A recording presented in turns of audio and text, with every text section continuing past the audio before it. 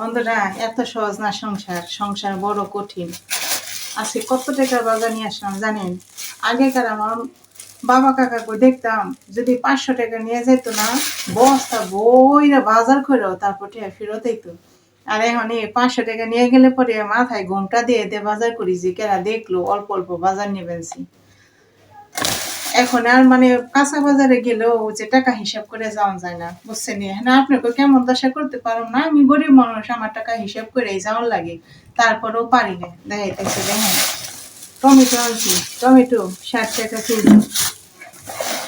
এখানে আছে পূজার সামগ্রী, বাতাসা আর নকুল দানা। আপনারা সবাই চিনেন কিনা সেটাও কিন্তু আমি জানি না, আমি কইলাম আপনারা খুঁজছেন। মজা করলাম, নকুল দানা অবশ্যই চিনেন, ওই বাতাসার মতোই আর কি, গুল গুল দেখতে। কাঁচামরিচ, কাঁচামরিচ কত?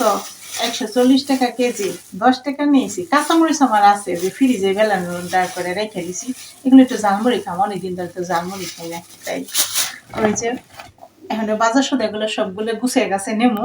আর হ্যাঁ বন্ধুরা, আমার ভিডিওগুলো কেমন লাগে সেগুলো তো একবারও কমেন্ট করে জানান না। কেমন গো আপনারা এমন কিপটে কি লেগে?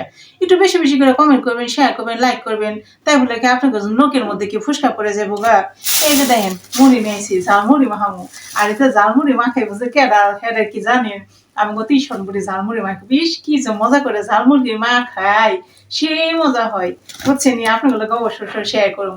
আর শুনেন, সেই ভিডিওটা আসা পর্যন্ত আপনি কি করবেন? ভালো থাকবেন, সুস্থ থাকবেন, বেশি বেশি করে শেয়ার করবেন, ঠিক আছে?